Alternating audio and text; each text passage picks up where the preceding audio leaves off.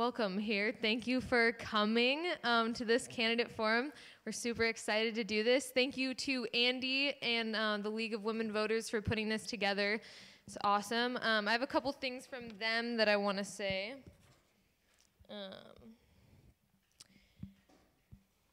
So first of all, the League of Women Voters does not oppose or support any of these candidates for public office, but their mission as is voter education, and so that's why they like to do these sort of things. Also, League forums have a tradition of respect and civility, and we'll have the utmost confidence this forum will be a shining example of that tradition. And it's just like Derek said, yeah, definitely want to be respectful and civilized, like they said.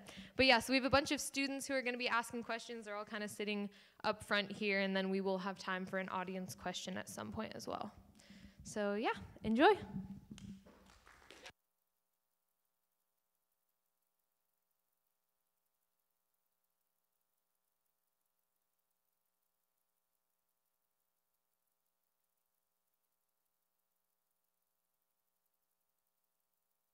Hello. Okay. So the first question we have is basically what would be the first either issue or like action that you would be addressing, or that you would just kind of take part of, and why would that be your first choice? Could I suggest that we give our 1 minute opening, just so you know who we are? I know you have the name tags here. Would that be okay? Yeah, go for it. Okay, sure. You want to start? No, you go ahead. This is the first forum that's had a lockdown. Nobody's leaving. I'm Ted Williams. I was born on the coast, grew up initially on Main Street, Mendo, just down the street, and then moved out to Comshe, where I rode the school bus to Mendocino, a glorious ride. I didn't have broadband back then, and I didn't know how essential it would be. I see that the county's job is to care for people, and there's all sorts of ways that we do that. It's ensuring we don't have humans sleeping on the street. It's ensuring that we have infrastructure, that we have broadband, that we have high-speed internet, because it's a requirement for the 21st century. I met my wife in Mendocino, just up the hill. I thought she was a teacher's aide. She wore more makeup, and she was about a foot taller than me. And this was back in 1992. And I see that a lot has changed since then in the world, but we're lagging behind. And I'm out of time. It's really hard to do this in 1 minute.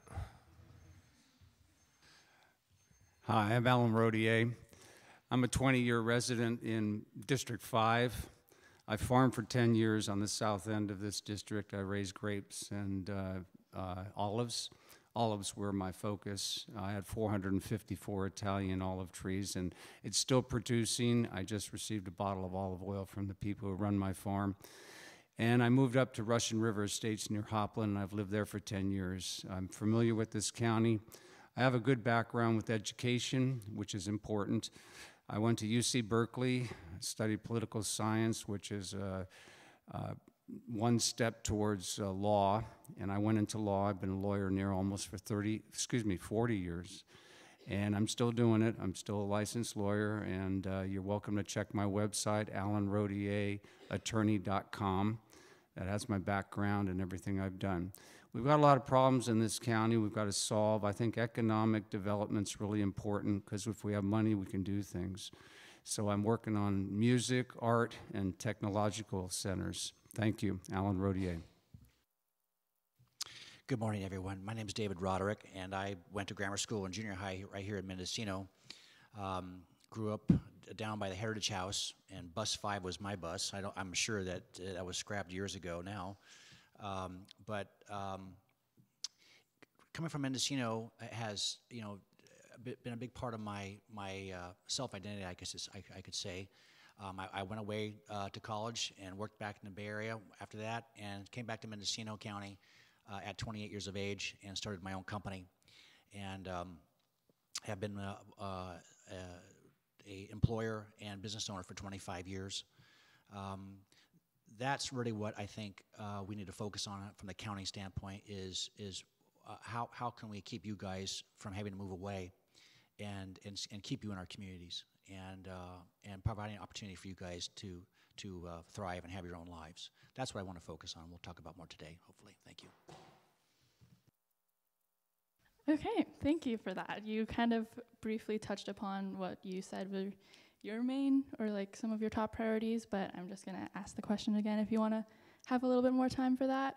Basically, what would be your first either issue or action that you would take, and why do you think that's the most important one?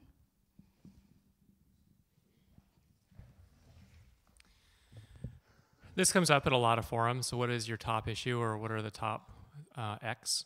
And it's the one I find most difficult because I see it as all intertwined. Homelessness is one of the top priorities because we have people, a lot of Mendocino natives sleeping on the street. And we know it's not primarily due to economics, it's due to mental health. But in order to provide social services, we need revenue. And in order to have revenue, we need to diversify the economy, not rely on one industry. We've had booms in fishing, logging, now cannabis.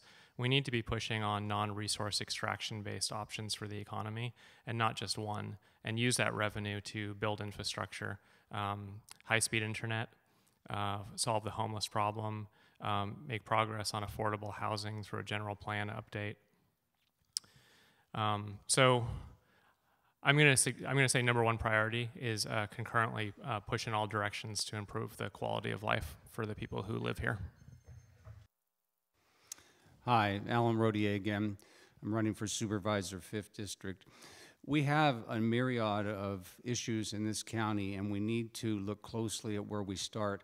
I think economic development is a key to getting enough money in this county so we can start doing things. Every time we turn around to try and correct affordable housing, or we try to correct our infrastructure, the issue is we don't have enough money. So getting money coming in is going to be important. In the meantime, we are getting the 12-cent a gallon tax for infrastructure, which I think is critical, improving our county roads.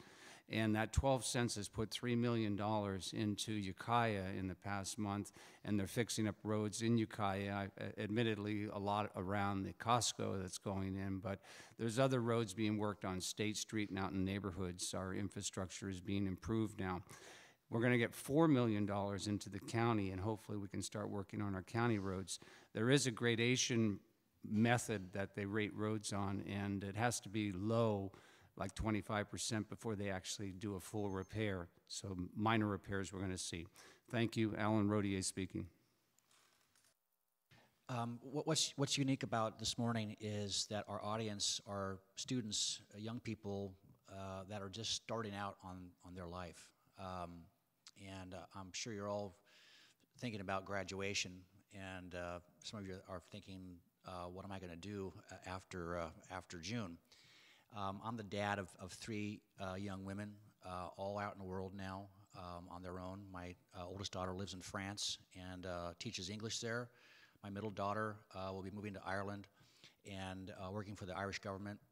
My youngest daughter, Elka, is in school in New York. She goes to Fordham University. And they were given skills to figure out their own lives and given the confidence to do that. Today's forum, I think I want to focus on you guys and the things that are important to you, helping you see that through hard work you can achieve what you want. And I want to help you see that today. Thank you. I know, Ted, you briefly touched on this subject, but to just address it more specifically, how would you address the growing homeless population in Mendocino County, and do you have a specific plan in mind? Well, I think we're out at the edge of the continent. A lot of us see us as one of the more progressive communities, and yet we see conservative examples of solving homelessness throughout the country. Utah dropped their homelessness 91% in a decade. Albuquerque, similar, and it was through not just housing and feeding and treating for addiction and mental health, but also finding work. And I don't think we need to invent all of the ideas in Mendocino County, but we need to look at what's working elsewhere. And one of the models that we see working is bringing the homeless back into the system up to their capabilities. And so it may be working on building fire breaks, painting a county building, mowing a lawn, but there's dignity in work. Not only do we need to get these people off the street, but we need to bring them back into the system. I actually had 2 homeless. I've been noting that it's only a certain demographic that comes out to forums, not a lot of young people. I had 2 homeless approach me, and they said they've been following the race. Hi, Alan Rodier again. There's a great report that's just been prepared by an expert. His name is Marbut, and you can Google that, and it's 53 pages. Take a look at it. He goes through all the issues, and there's a method to handling homelessness, and he's actually rated out what we need to do.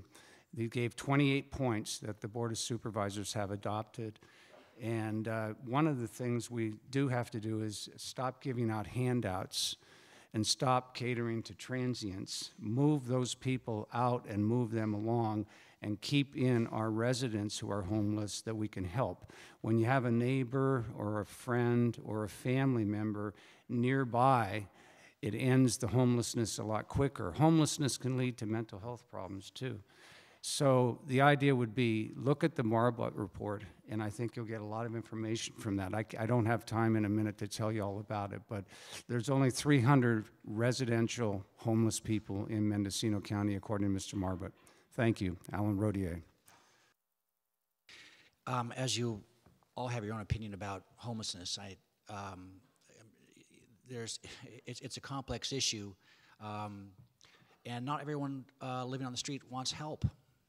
And so it's hard to force your ideas of what you think is the right thing to do on people that may disagree with that. Regards to housing, the city of Oakland built a community of tiny houses. They put up 30 these small 8x10 buildings that you can lock and have your own space and have it secured. And they had one person move in, and they were there for 3 days, and they moved out because they said they were lonely. And so it's hard for us that are not homeless to impose what we think they should want and how they should live, and that seems to clash with their priorities. So I think the first thing you need to do is talk to homeless people and say, how is the best way we can help you? And Mendocino County, I think, has adequate resources. They just need to be applied differently. Thank you. Sure. I feel like it might be appropriate for Chris Skyhouse to have 1 minute to introduce himself, followed by a minute to answer the question about what would you do to address the issue of growing homelessness. Sure. I'm really sorry to be late. I had some car trouble and battery cable trouble, and I was freaking out about it, believe me, when I realized you were all gathering and I was still stuck in my driveway, but here I am. I live in Albion. I live there with my wife, Samantha, and my twin daughters, Inyo and Kiara. And I've worked on the board of the Albion Little River Fire Protection District. I've worked for the Mendocino Coast Children's Fund, First Five Mendocino, and the Mendocino County Youth Project. I'm particularly oriented towards social services and mental health. I've been a community activist for many years, including a public affairs programmer with KZYX and Z, and brought a lot of community affairs to the air there. But most of my work has been really about activism in this community, environmental protection, social justice, and public safety. Towards the issue of homelessness, it's really difficult to answer this in 1 minute because I see 3 levels of homelessness issues. One is the chronically mentally ill homelessness. The county currently has a program where we're going to house some people in the Ukiah area with some services from the county to help them with counseling, substance abuse issues. There's elders, which are couch surfing and living out of their cars, which is a very painful situation, and workforce housing, which we're very short of here. Our public employees are very often flipping in the counties because of the inability to keep themselves housed or find good housing, and private employers are having some of the same issues too.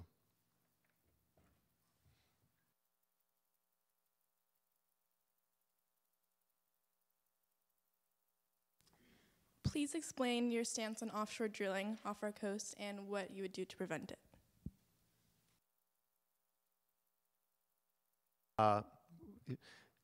When I first came to Mendocino County in '93, it was really exciting because we were working against the Minerals Management Service. And so the activism of this area has always been something that's really drawn me. And I'm very proud of our community that we stick up for ourselves environmentally, social justice, currently people working with ICE immigrants, helping people on a path to citizenship. We have a very involved and very active community. With regards to offshore oil drilling, it must never happen here. And our county has done a great job working with all of our jurisdictions to keep it away, and we're going to continue to do that, working with state and federal lawmakers against those policies that would open it up for drilling. And I would say also that we need to back the California legislation. Currently, there's some stuff working through the legislature to prohibit onshore oil facilities that would support offshore. So I'm in favor of having no onshore support facilities for offshore oil. As Chris indicated,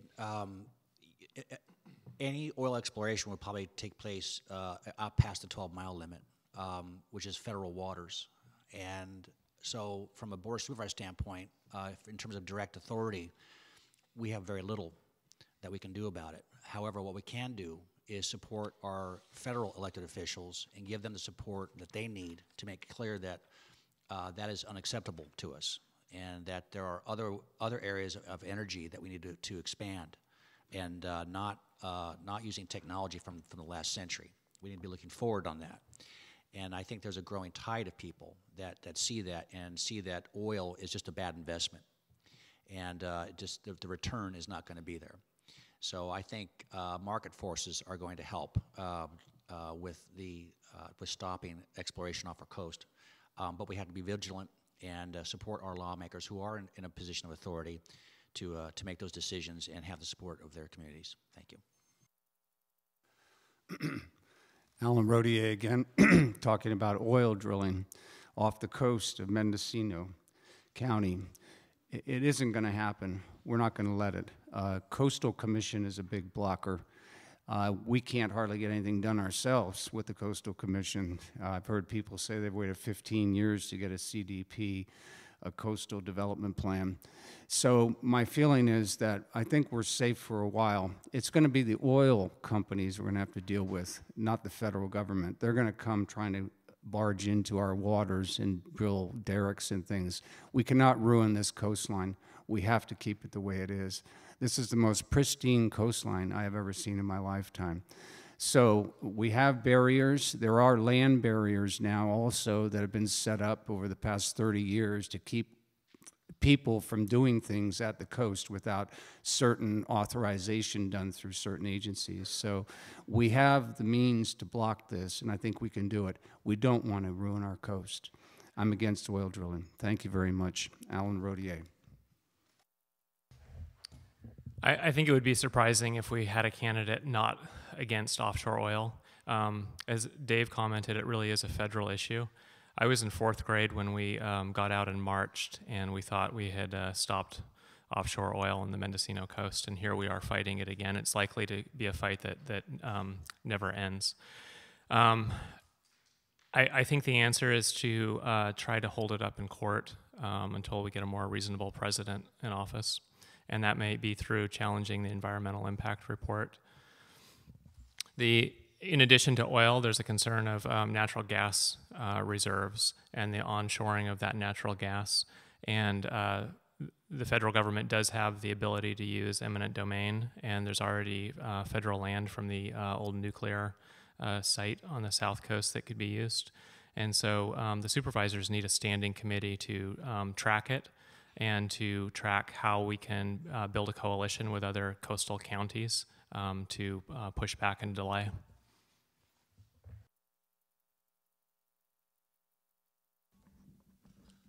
What are your ideas for environmental protection and sustainability, and how would you enact them?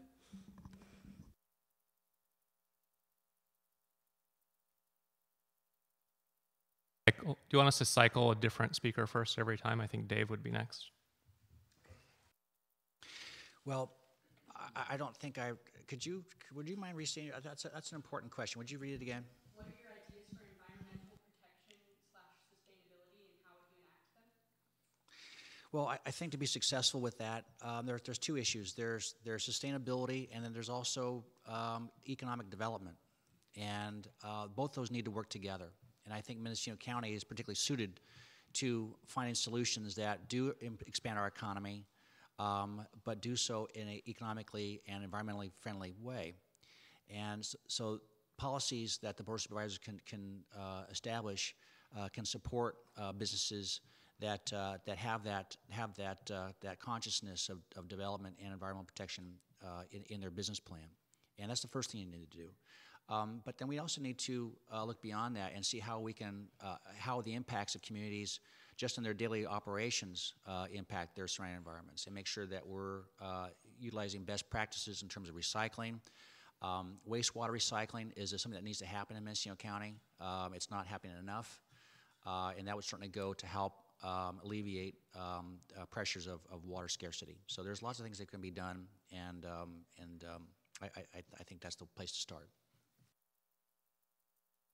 Hi, Alan Rodier again. The environment in our county is pristine, as is our coast. We need to do everything we can to protect our environment. Now, how do we do that as supervisors and county officials? We need to check on everything that comes along to see if we can keep the carbon out of the air. I've actually thought about these drive-through coffee shops where people sit and let their cars run while they're waiting for a cup of coffee. And I kind of think, you know, maybe we got to stop that. I see it in big cities, it's even worse. Maybe out here it's not evident, but when you see these people sitting in their cars and their cars running and all the carbon going into the air while they're waiting for a $2 cup of coffee, I kind of think there's got to be a fix on this, at least for gas engines, right? Fossil fuel engines. So that would be something that I would possibly propose to cut back on these drive-in throughs. In any event, protecting our environment is a key thing, and I will make every effort to do that. Thank you very much. Alan Rodier. The biggest threat to your generation, to all of us, is climate change, that we're setting the planet up to cook itself. And our greatest stance against destroying the earth for habitat is making sure that we're not a net importer of carbon-based fuels. And we need a solar farm inland. We need to do everything we can to encourage solar at residential development. I think this idea that you have to balance the economy with the environment is not necessarily true. We have an opportunity to use the fibers out of all the cannabis waste to make hempcrete. This is an example of where we can innovate in building and adjust our code. And the first use case may be building shelters with 3D concrete printers for housing the homeless. I think water is on the list, that we're having diminishing in-stream flows. And of course that reduces oxygenation, as the warmer water can't hold gases and dissolves minerals faster and creates a toxic environment. There's so many aspects to this question, so many ways to dive into it. To me, it ties a bit in with the offshore oil question, and I think Ted spoke to that a bit here, that we need some policies in the county so that we can also have the moral high ground when we talk about no offshore oil drilling. If we're working locally towards carbon neutral policies, then I think that's really important, and that's certainly a big part of sustainability, and it hooks right into our argument against offshore oil drilling. Water is a big issue in this county. We have to work with our vintners and our agricultural interests and to be able to store water so that they're not tapping the streams in the summertime.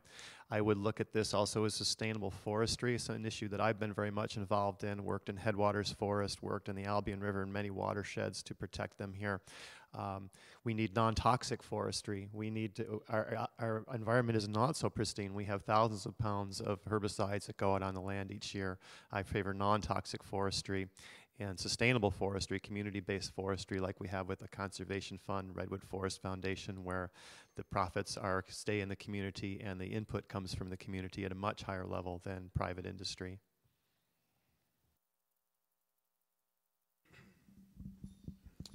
Considering the recent passage of Measure G, what are your priorities for spending funds to improve mental health services? Thank you. Am I next? Okay, Measure B. That was Sheriff Allman's measure he wanted to get through to get housing for our mental health patients. We don't have in Mendocino County a facility to house people in crisis situations. We ship them out, and we don't have staff to handle what we need to do here. So the funds from Measure B need to be spent towards getting a facility, and we're looking at Howard Hospital right now, and that may work just fine, provided the residents will accept it. So that's another option, but there also is going to be a crisis center, and it's not on the coast, but there is one in Ukiah, and it's on State Street near Talmadge, and it houses 44 people. And, or excuse me, there's going to be 44 people down, and it's on Orchard Avenue. I'm sorry, I was thinking of the homeless shelter. It houses 44 people on State Street. But anyway, the money is going to be a worthwhile measure, and we should be able to help the mental health patients. Alan Rodier, thank you. I'm thankful that we have a sheriff who came out to solve the mental health where all of our other leaders have failed. And those of us on the coast largely feel that part of the facility was a satellite facility. We can't be shipping people across the county. It's not good for the patients. It's not a good use of staff time. It's expensive. So I see the need to spend the facility dollars in a way that ensure we have proximate coverage for inpatient. We know that outpatient is the best use of funds. We need more transparency and tracking and more authority given to the social workers who are out in the field doing the hard work. We want to know that if somebody on the South Coast calls wanting to come clean, that there's follow through. And we need a feedback loop so that we can find where we're falling short and improve year to year. One of the greatest pitfalls in our local government is we have a disconnect between the people and what happens in Ukiah. So this is an issue that's very near and dear to my heart, having worked in mental health and social services for many years. And as I dive into the policy more and more with people who are working on mental health issues in our county, and there's a track record for many years of really pushing towards better mental health outcomes and better mental health services. Many of the people who are involved in that have very poignant tales to tell about mental illness in their family, and that's the reason why they are motivated to put in the hours they do. With Measure B funding, we're looking at two different possible aspects. There needs to be an anchor facility that is secure for people that are having acute mental health episodes. And then there needs to be some satellite facilities. I'd like to see them housed in some of our rural clinics. I'd like there to be outreach workers so that people don't necessarily end up having a health crisis. They can hopefully stay in their communities. So while we're looking at possibly Howard Memorial Hospital, which is in Willits, I don't know if you knew that, as possibly the secure facility. It may end up in another location too, but many of us here in the 5th District Supervisors are advocating also for spreading those dollars around and be sure that they are, those facilities are throughout the county. As you know, Measure B is primarily instituted to raise money to construct a locked facility in Mendocino County. It also is to build a training facility for law enforcement and for public officials to learn how to better handle interacting with people in mental crisis. The concern is that we're building a building and we're not treating people now, and that's a ways off. And so the concern is once this tax expires in 5 years that we actually have a facility that's built and we have the continuing funds to pay for it. And that's my concern. The second concern is having a building is one thing, but having professional, credentialed mental health professionals to work here, it needs to be established, and we don't have that yet. So there's some real open questions on Measure B, and it's going to take a lot of effort to make it successful.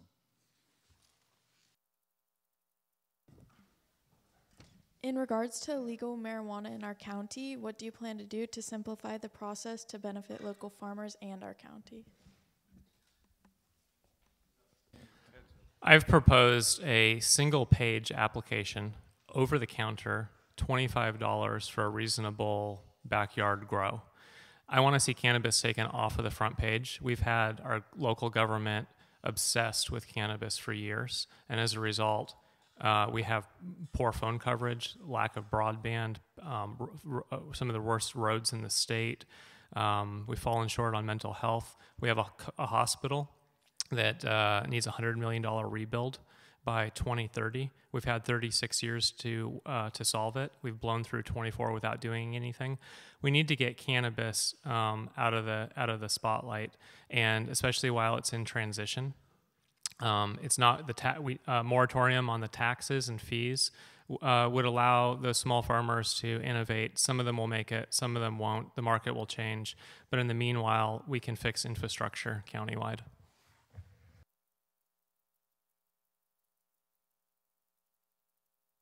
I was thinking we're coming down this way. With cannabis, it's been a major driver in this county for decades, and it's going to continue to be, even though the landscape is shifting. I think that the county should have done an environmental impact report at the beginning, where we got off base because we were not on the same page as far as where is it going to occur, what zonings it will be allowed in, what is the economic impact. The county still doesn't have a good idea what the economic impact is, and I think that they proposed some onerous regulations thinking that they were going to be able to get people through fairly quickly, and that's not working out. So I think we need to go back to the drawing board somewhat. I think that it's going to be complicated. I don't know that it's going to be simple and it's going to come off the front pages anytime soon, because it's a very controversial topic, and some people aren't going to want backyard grows around their place, and there's going to be some controversy around that. I'm also proposing that we establish a public bank in this county, both to handle our money and get it away from Bank of America, which charges us tons of interest, but also a place where we can work with other counties and other jurisdictions so that people will have a legal way to work with the banking industry and take care of their business just like any other small business owner would be able to. Honestly, I am getting a little worn out on the back and forth debate on cannabis regulations. You know that industry was unregulated for 40 years, and now that they have the opportunity to come into the light and be a legitimate business, I have some issues with that. You know, I was 28 years old when I founded my company, Architectural Metal Incorporated, and I wasn't given the opportunity to come back and say I don't like the rules. I want to change the laws. I want to not have to be licensed. That wasn't an option, and so the impatience I have is that if growers do want to come in and be a business that is in full compliance, it's going to be difficult, and it's not going to be able to be easy for everybody. And so I think at some point we have to get on with it. And if you're either going to be in the cannabis business or not, and I think there's been plenty of accommodation. Hi, Alan Rodier again. Excuse me. Talking about cannabis, right? Okay, I signed a petition to legalize marijuana in 1970 when I was at UC Berkeley. So I've been 50 years ago in support of legalization. So now it's here. I rejoice. I'm really happy this has happened.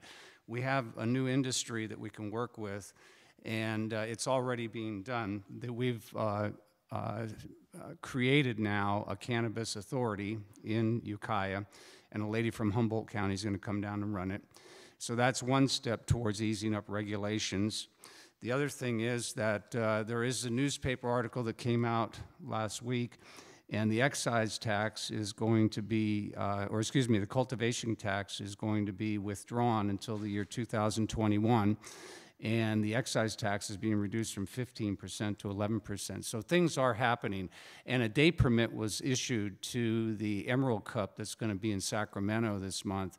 And they're going to allow cannabis smoking on the fairgrounds in Sacramento, a first. This is historical. Okay, so I foresee the regulations being worked over and eased up, and I think this is going to be an industry that's going to give us some prosperity within our county, and I do support common sense prosperity. Alan Rodier, thank you.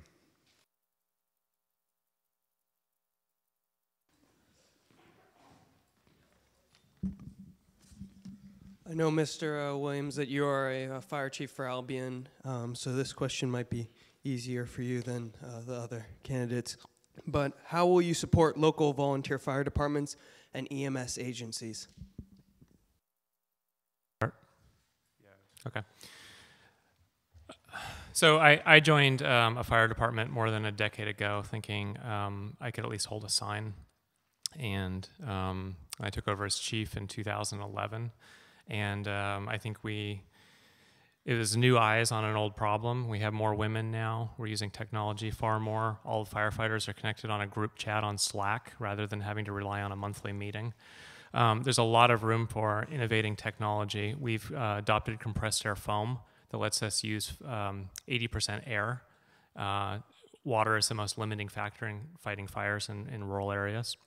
And so I think some of the low-hanging fruit going forward is shared mechanics to take the burden and the profit out of maintaining vehicles, to rotate throughout the county to all the departments, shared trainers to bring the fire academy to the individual communities so that we don't have to ask volunteers to go over the hill every weekend for 4.5 months.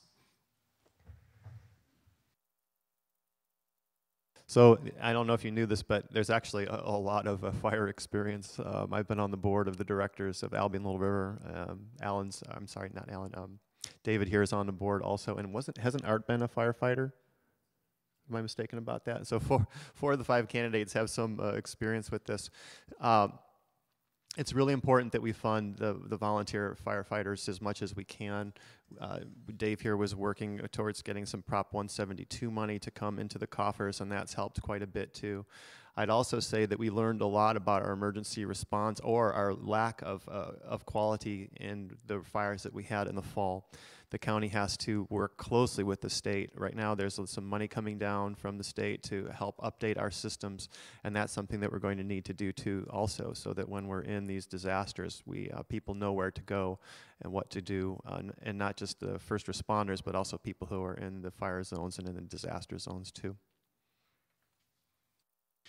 In 2015, I was appointed to the Hopland Fire Protection District because no one was stepping forward to run for the board of directors, and I thought that was pretty unfortunate. And once I was on the board, I quickly learned about the financial stress that our district, and not just ours, but all fire districts are under, and also in particularly the problem of maintaining volunteer membership.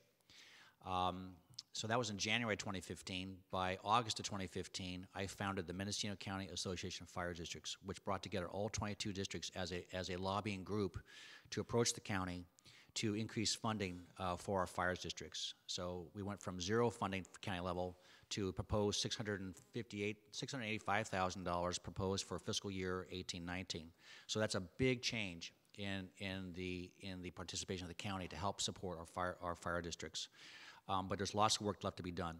And the fires that Chris talked about in the Redwood Complex fire last October really highlighted that our system is still very fragile. And it's not just fire. Firefighters' primary job is EMS and medical aid. And here on the coast, that's getting more and more critical. Alan Rodier speaking.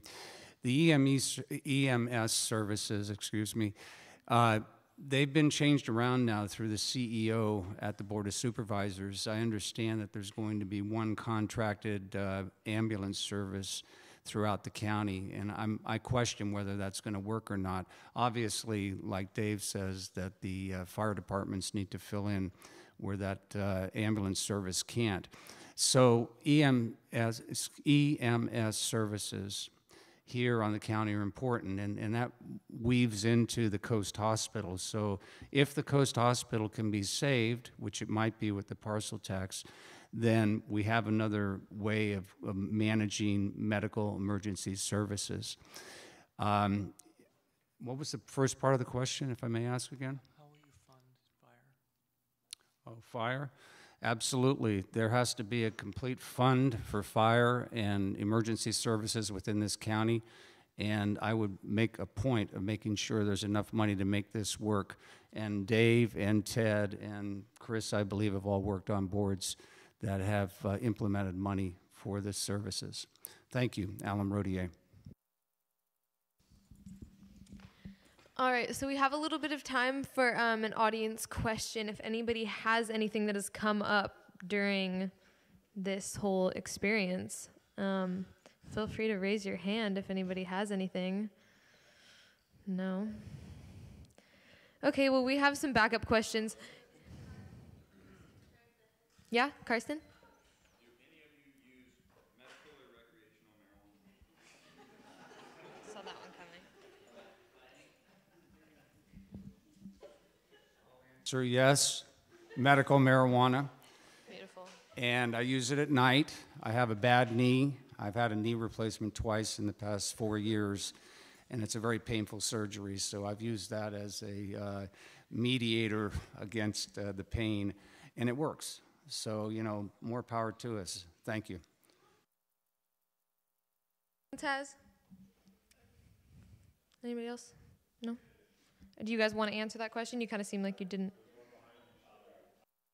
I've been a partaker of both, but unlike Bill Clinton, I have inhaled.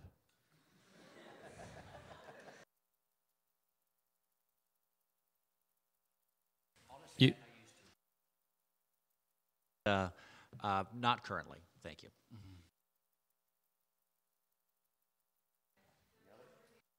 Yeah? So recently the abalone season has been closed indefinitely. Do you think we close any other kind of sport fishing seasons, commercial seasons?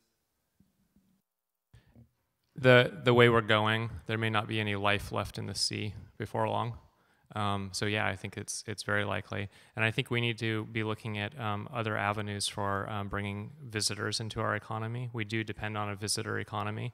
Sonoma County brings in $750 million annually through outdoor recreation. We need a public investment in bike trails, walking trails, connecting our towns.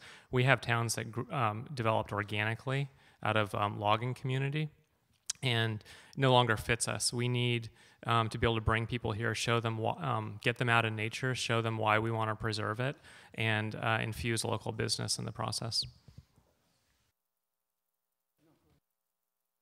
So the abalone closure is a real blow to our county. It brings in, I can't remember if it was 40 some million dollars, $50 some million a year into the North Coast. So that's a real problem. I would say that with fisheries, I've worked with fishermen before. I have a couple that have endorsed my campaign. I've worked on the Marine Life Protection Act, trying to keep coastal fisheries open and to keep tribal people from continuing to be able to gather in those zones, even as we did the environmental protection. One of the things that I've always found is that these real stewards of the ocean are the people that work in it, the seaweed harvesters. I've been a commercial seaweed harvester too. I have a lot of respect for the amount of knowledge that people have gained out there. And the fishermen and tribal people have an encyclopedic knowledge because they've been here for centuries, even millennia. I think that one of the things that I'd like to see, and people on the South Coast have been talking about this, is an ecology center on the South Coast, something that could open up in the Gualala area, and it would be a possibility of having conferences there. We need to look at our local solutions for what we might do with climate change and what we might do with the ocean, but we could also be a shining example for the world. It would be a draw to bring people here. It could be an economic driver, but it would also be a shining example of who we are as a people and how we're connected to our ocean, our forest, and our grassland ecosystems. Things are changing, clearly. The ocean conditions are becoming more acidic as more carbon dioxide is in our atmosphere, and just the whole food cycle seems to be changing in the ocean. Earlier this month, I toured the fish ladder and the diversion at the main stem of the Eel River east of Potter Valley, and this last fall season, only 252 coho salmon came back. And so at some point, with the millions of dollars that are being spent, we need to reevaluate how effective we are, because clearly something's changing, and we're not going the right direction. Regards to abalone, with the sea urchin population, something's triggering that, and to come up with a solution to that, I think is a ways out. And so I do support closing the season. I also support closing the salmon season and letting that fish stock recover as best it can. And otherwise, once we lose them, it's gone. And I don't want to see that happen. Hi, excuse me. Hi, Alan Rodier again. We have a real problem with the ocean, don't we? It's not all county related though, so the Board of Supervisors isn't going to be able to do a whole lot. But the state does have Fish and Game, and they do have fishery agencies that check the water quality. And the problem is the water is coming not just locally, but it's also changing out in the ocean itself with people dumping and fishing out farther from our coast. So we have an unhealthy ocean climate right now, and we need to try and correct that. I don't have any magic I can throw out there to make this fixed, but I think that we need to focus on trying to get this problem with the toxicity of our ocean corrected, neutralize it, and get our fish and abalone and all the things in the ocean alive and living well. So that would be my goal. And I would work with whoever I can, state, federal, to manage and get these results so we can get back to having a good life along the ocean here with our fisheries, abalone, hunting, harvesting, etc. Alan Rodier again speaking. Thank you. I just want to say, I want to tack back to the marijuana question. One of the things that I want to say is that I want to be sure that, I'm not going to lecture you young people, but I want to be sure you understand the effects of cannabis on your minds when they're developing. I know cannabis is very available in our community, and I'm sure that many of you use it, but, and we had that little giggle there, and it's kind of a funny subject, but it's really important that you're really aware of the effects that it has on you if you choose to use it, and I hope you, if you do, you use it very moderately, if at all. Hello, Henry Thomas speaking. I'd like to speak on the student voice, because here at Mendocino, I think that we definitely have a strong student voice, whether it's me or Maya or Hunter or Sophia or Rachel.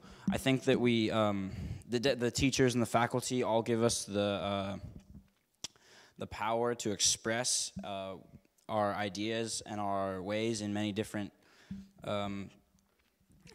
ways and many different ideas. And so I was wondering how, whichever one of you gets elected to be the 5th District Supervisor, how you guys will incorporate our student voice into your ideas and lifestyles, and how we can connect with you, and if we have an idea, if we can present that to you in some way. And I was wondering how you would, yeah. Am I off? As supervisor, the way you would connect with me is the way you connect with me today. Take me out for a bike ride on Big River and talk about your issue. Get on Facebook, text, come over for coffee.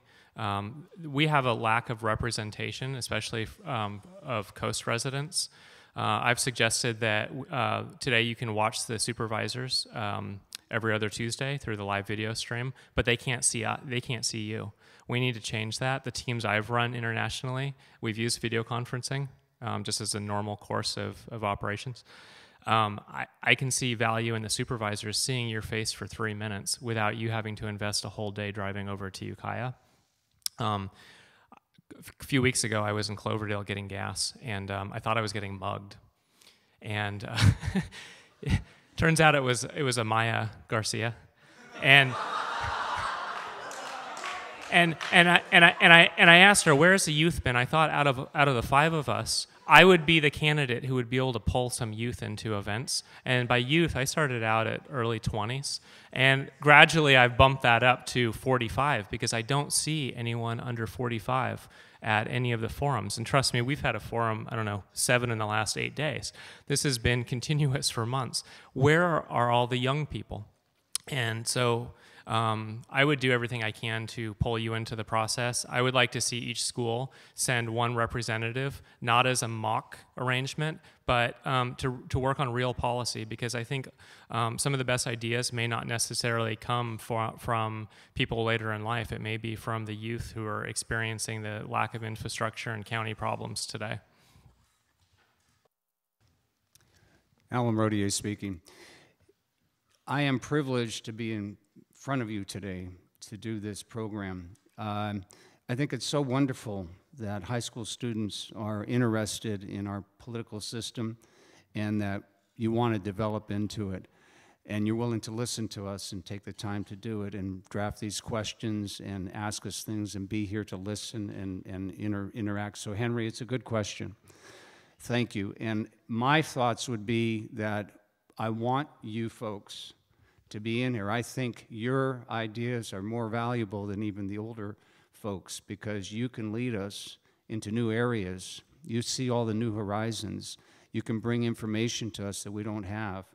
So as a person probably older than you, I really am grateful that we're here today, and I'm grateful that you are participating and join in. This is the only high school that we were able to come to. This is the only place we're able to communicate with young people. And at our forums, as Ted said, we wondered, where are our young folks? Where are our young adolescents? Where are our young adults? These are our leaders. Please come to us and interact. And as a supervisor, I would want you to communicate with me. Email me, phone me. I'll come out, I'll have coffee with you. I'll buy you a burger up at Jenny's Giant Burgers in Fort Bragg. We'll do things.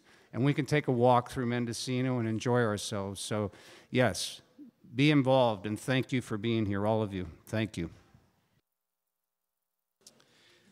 Back to the question.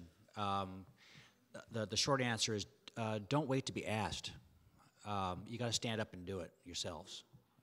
The recent gun violence in Florida changed the dynamic for young people and for the nation. And as you can see, they didn't wait to be told. They stood up and created their own energy, which is now changing how we move forward. So stand up and be organized and be succinct and have an intelligent argument and present it. And I know you all can do that, and I know you are doing that. So that's how you do it. Thank you. I've worked with some of your groups before here that are working towards raising funds for different aspects in the community, different things that are going on. So you have a very active student body here already, and what you're doing today is another symbol of that. I agree with David, though.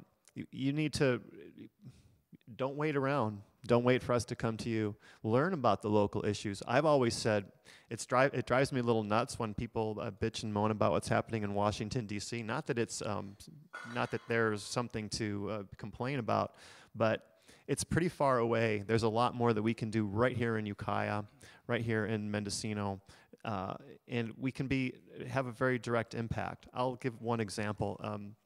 There's a policy group in the county called the PCCY, the Policy Council on Children and Youth. We could involve you in that more, and I think that we should. We need to have more young people's participation in those areas. When I go to those meetings, I see mostly people my age and older. Ted's right. Sometimes, when I was in my 30s, I was sometimes the youngest person at the meeting, and sometimes in my 50s, I'm still sometimes the youngest person at some of the meetings that I go to. So it's a real problem. And I would also say that it's an economic issue. I'm going to just take it, just one age group, click up above this high school age and say people in their 20s and 30s. There's not the free time that we had right now. One of the things that Washington has done to us is it's really imposed policies of economic inequality upon us. And I see young families having to struggle harder and harder with the lack of living wage and the high cost of affordable housing. So sometimes we say, well, where are the people in their 20s and 30s or the young people? We want their input. But the fact of the matter is that they are really, really struggling. In my campaign, I've called for an increased supports in the safety net, and I think that that's really important because we need to be able to kind of have a bottom that says you don't fall any lower than this here in Mendocino County, and I think that'll help relieve some of the stress, and it'll also, we need to free up some time and some energy for young people also so that they're able to participate and not have to be constantly working 30, 40, 50, 60-hour weeks, or where both the husband and the wife are working and trying to just struggle to keep everything together. So that's a real problem. All right, so we just have one more kind of quick question, and then we'll have some closing statements. This question was originally brought up to me by Marshall Brown, the music lover that he is. And once I brought it up in class, everybody seemed super into it. So we've all talked about, like, you know, all the importance of having like a good leader as 5th District Supervisor, but it's also important to us that you guys are also people. So the question is, what is your favorite music album from the 21st century, if you have one? I think Marshall asked this on Facebook some time back, and he didn't get a straight answer from any of us.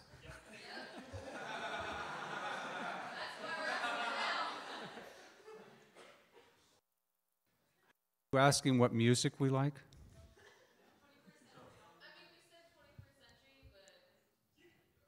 Well, let me say this, that what about the 19th? We do the 19th? Yeah. There's a lot of good music that's come out over the past decades, but right now I like country music and I like John Party, and I like his kind of easy style, and I kind of like that. I got married about 1.5 years ago in Hopland at the Red Barn Ranch. Maybe folks know where that is, but I had some of his music playing. It was a nice affair, you know, and it was really good and good to dance to. So. That's what I like. If I have one daughter who's 48, if that helps you understand. I help raise her. I involve myself a lot with my daughter, and her and I are very close. She lives in Nashville, Tennessee, and she's a wonderful lady. So I wish you all the best. Thank you. I'm a fan of anything that Bruce Cockburn has done. He's a singer-songwriter out of Canada, and I've followed his career for a long time now, about 30 years. And anything he's put out is right at the top of my list. But partly I didn't answer Marshall's question because I have so many different interests. I mean, I listen to classical music. I have a couple of preset country stations on. If I'm listening to country, I do have a slight preference for a little bit older stuff. I'm not really in favor of some of the new, what I call frat bro country. You know, a little bit of the Hey Girl Get Up in the Truck is okay, but when it's like song after song after song, I'm like, okay, give me some Johnny Cash or some something like that along those lines. Hip-hop, I really enjoy hip-hop. Michael Franti and Spearhead, a few other people. So I'm all over the map on that one. I would concur with that. You know, when I'm in my truck driving, a lot of times I just have silence, and it's just nice to have silence once in a while, where I can just let my mind kind of like just relax for a while. And but I listen to all kinds of music. My kids, of course, have their tastes, and I appreciate it. Really, when I in my quiet time, I tend to just focus on the quietness. So this is not a good question for me. I'm sorry.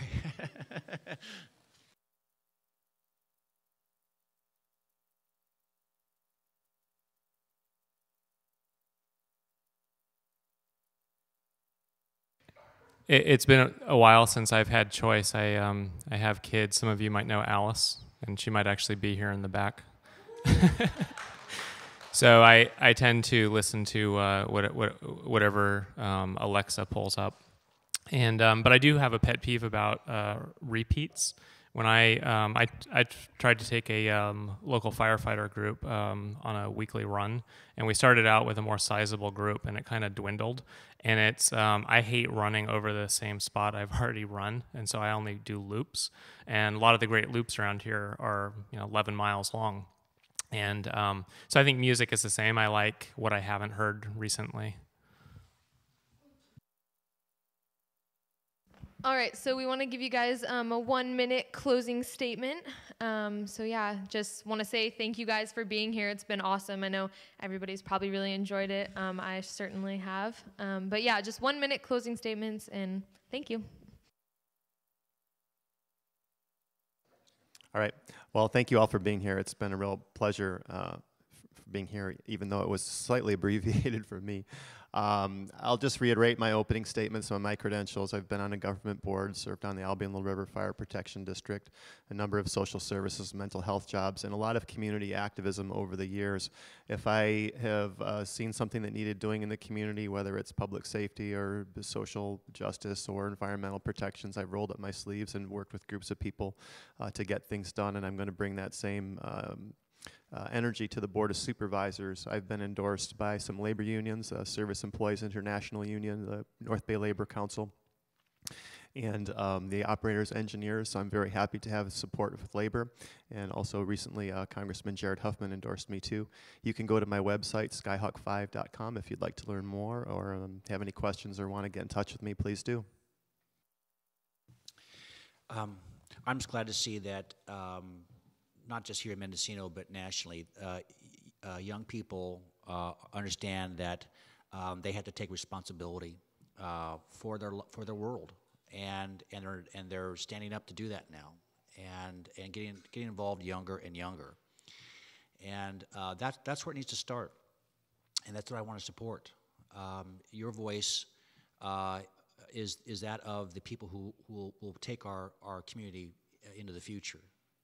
And how we can support you on doing that is what I'm interested in knowing. And so the takeaway for me today is that I hear your concerns about the environment, about how that's going to be handled in the future, about mental health services, homeless. These are all things that are huge impacts to us. And finding solutions that work for everyone is what I want to commit to. Thank you.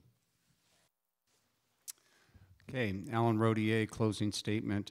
I'd like to first thank your instructor, Andy Wellspring, for arranging all this. You're a pleasure to work with, and thank you very much. Okay, so a round of applause for you.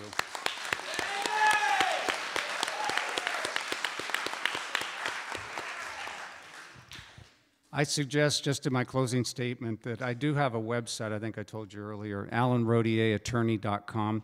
And if you want to see a little bit about what I've done with my career and my life, you can look at that. I incorporated that to develop my business in Santa Rosa as a lawyer. But I also put in a couple of links for this supervisor position, which helps explain what I'd like to do here and some of my background. So when you do vote, those of you who will vote, vote June 5th, Alan Rodier, Supervisor, 5th District. Thank you. I have a favor to ask. In addition to making sure your friends of voting age are registered to vote, no matter which candidate they ultimately decide to support, you should get on the Facebook forum. There's about 1,300 people asking questions, and it's 8 years ago when we had a race, we didn't have the prevalence of social media, and I think this is an opportunity to demand more representation, and it's a way, and there's an opportunity to hold the candidates to their answers once they're in office. If you'd like to learn more about me, you're welcome to give me a call. Check out my website, ted.net. Invite me to some sort of outdoor activity, and we can talk about policy issues, what you care about. This includes Cousin Kate, who's late coming over for dinner with us. And just try to be involved in the process. This is your future as much as it is mine, and we need to make sure that we get as much out of county government as we can. Thank you.